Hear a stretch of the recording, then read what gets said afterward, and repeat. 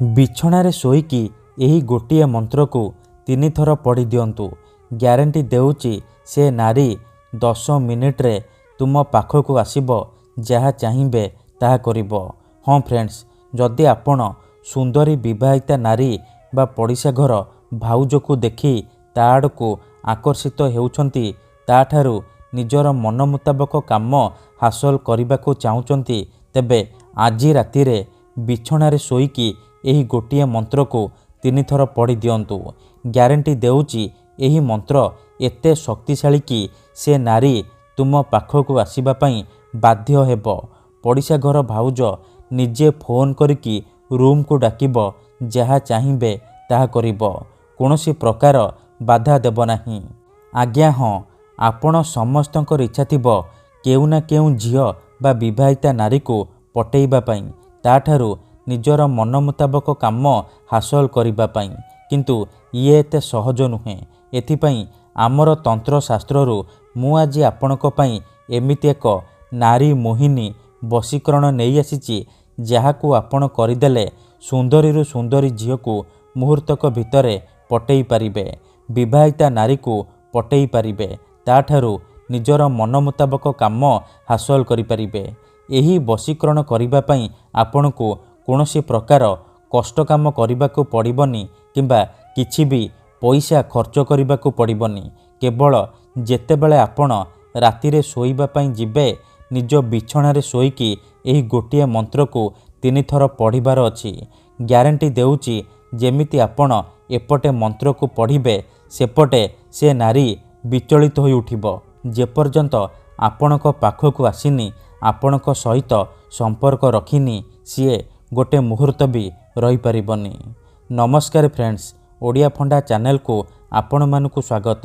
ଆଜିର ଏହି ଭିଡ଼ିଓଟିରେ ମୁଁ ଆପଣଙ୍କୁ ଶିଖେଇବି ଆପଣ କିପରି ନିଜ ପସନ୍ଦର ଝିଅକୁ କିମ୍ବା ସୁନ୍ଦରୀ ଭାଉଜକୁ ପଟେଇ ପାରିବେ, ତାଠାରୁ ନିଜର ମନ ମୁତାବକ କାମ ହାସଲ କରିପାରିବେ।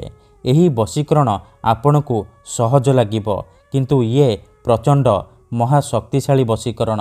ଏହାର ପ୍ରୟୋଗ କେବେ ବି ଖାଲି ଯାଏନି। ଯିଏ ବି ଏହାକୁ କରିଛି 100ରୁ 100% ସଫଳ ହେଇଛି। ତେଣୁ ଯଦି ଆପଣ ନିଜ ପସନ୍ଦର ଝିଅକୁ ପଟେଇବାକୁ ଚାହୁଁଛନ୍ତି, ବିବାହିତା ନାରୀଠାରୁ ନିଜର ମନ ମୁତାବକ କାମ ହାସଲ କରିବାକୁ ଚାହୁଁଛନ୍ତି, ତେବେ ମୋ କଥା ମାନି ଆଜି ରାତିରେ ବିଛଣାରେ ଶୋଇକି ଏହି ମନ୍ତ୍ରକୁ 3 ଥର ପଢ଼ିକି ଦେଖନ୍ତୁ। ଗ୍ୟାରେଣ୍ଟି ଦେଉଛି ସିଏ ବିଚଳିତ ହୋଇ ଆପଣଙ୍କ ପାଖକୁ ଆସିବ, ଆପଣଙ୍କର ସବୁ ଇଚ୍ଛା ପୂରଣ କରିବ।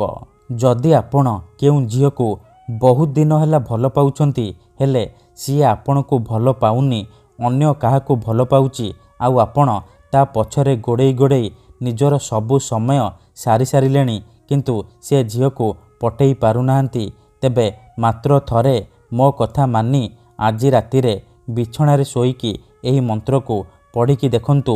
ଗ୍ୟାରେଣ୍ଟି ଦେଉଛି ସେ ଝିଅ ନିଜେ ଆସିବ, ଆପଣଙ୍କ ସହିତ କଥା ହେବ, ଆପଣଙ୍କୁ ଭଲ ପାଉଛି ବୋଲି କହିବ। ଆପଣଙ୍କ ପ୍ରେମରେ ଏମିତି ଦିବାନୀ ହେଇଯିବ କି ଆପଣଙ୍କୁ ନ ଦେଖି ଗୋଟେ ମୁହୂର୍ତ୍ତ ବି ରହିପାରିବନି। ତେବେ ଏହି ବଶୀକରଣ କରିବା ସବୁଠାରୁ ସହଜ। ଏହାକୁ ଆପଣ କିପରି କରିବେ, କେମିତି କରିବେ, ଏହାର ପ୍ରୟୋଗ ବିଧି କ'ଣ, ମୁଁ ଆପଣଙ୍କୁ ଶିଖେଇବି। ସମ୍ପୂର୍ଣ୍ଣ ପ୍ରୟୋଗ ବିଧି ମୁଁ ଆପଣଙ୍କୁ ଶିଖେଇବି। ଜାଣିବା ପାଇଁ ମୋର ଆପଣମାନଙ୍କୁ ଅନୁରୋଧ କି ଆପଣ ଭିଡ଼ିଓଟିକୁ ପୁରା ଧ୍ୟାନ ସହିତ ଶେଷ ପର୍ଯ୍ୟନ୍ତ ଦେଖିବେ। ଅଧାରୁ ଛାଡ଼ିକି ପଳେଇଲେ କିମ୍ବା କାଟି କାଟି ଦେଖିଲେ ଆପଣ କିଛି ବି ବୁଝିପାରିବେନି। ପରେ କମେଣ୍ଟ କରିବେ, ଗୁରୁଜୀ ଆପଣଙ୍କର ବଶୀକରଣ କାମ କରୁନି। ତେଣୁ ମୋର ଆପଣମାନଙ୍କୁ ଅନୁରୋଧ କି ଆପଣ ଭିଡ଼ିଓଟିକୁ ପୁରା ଧ୍ୟାନ ସହିତ ଦେଖନ୍ତୁ, ପ୍ରୟୋଗ ବିଧିକୁ ଠିକ୍ ଭାବରେ ବୁଝନ୍ତୁ, ତାପରେ ଆପଣ ବଶୀକରଣ କରିବା ପାଇଁ ଯିବେ।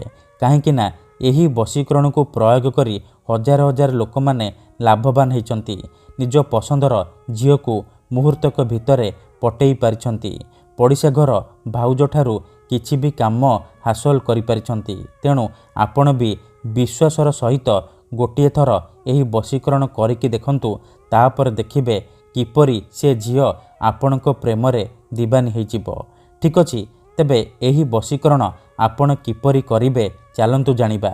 ବିଧିଟି ଜାଣିବା ପୂର୍ବରୁ ମୋର ଆପଣମାନଙ୍କୁ ଅନୁରୋଧ କି ଯଦି ଆପଣ ଆମ ଚ୍ୟାନେଲକୁ ନୂଆ ଆସିଛନ୍ତି, ତେବେ ଦୟାକରି ଚ୍ୟାନେଲକୁ ସବସ୍କ୍ରାଇବ୍ କରି ପାଖରେ ଥିବା ବେଲ୍ ଆଇକନ୍କୁ ମଧ୍ୟ ଦବାଇ ଦିଅନ୍ତୁ, ଯାହାଦ୍ୱାରା ଆମେ ଯେଉଁ ବି ଭିଡ଼ିଓ ଅପଲୋଡ଼ କରିବୁ ସର୍ବପ୍ରଥମେ ଆପଣ ଦେଖିପାରିବେ ଆଉ ତା'ର ଲାଭ ପାଇପାରିବେ। ଚାଲନ୍ତୁ ଜାଣିବା ଏହି ବଶୀକରଣ ଆପଣ କିପରି କରିବେ।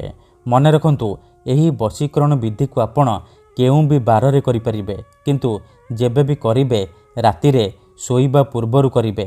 ବିଧିଟି କରିବା ପୂର୍ବରୁ ଭଲ ଭାବରେ ହାତ ଗୋଡ଼ ମୁହଁ ଧୋଇକି ସଫା ବସ୍ତ୍ର ପିନ୍ଧିକି ଆପଣ ଏହି ବଶୀକରଣ ବିଧିକୁ ଆରମ୍ଭ କରିବେ।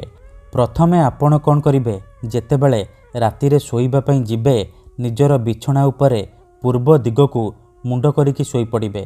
ତାପରେ ନିଜର ଡାହାଣ ହାତକୁ ଛାତି ଉପରେ ରଖିବେ ଆଉ ଆଖି ବନ୍ଦ କରିକି ସେଇ ଝିଅ ବା ନାରୀକୁ ମନେ ମନେ ଭାବିବେ। ତାର ମୁହଁକୁ ନିଜ ମନରେ ଭାବିବେ। ତାପରେ ଏହି ମନ୍ତ୍ରକୁ 3 ଥର ପଢ଼ିଦେବେ। ଓମ୍ ନମଃ କାମାକ୍ଷା ଦେବୀ ଆମୁକଂ ମେ ବଶ୍ୟମ୍ କୁରୁ କୁରୁ ଫଟ୍ ସ୍ୱାହା।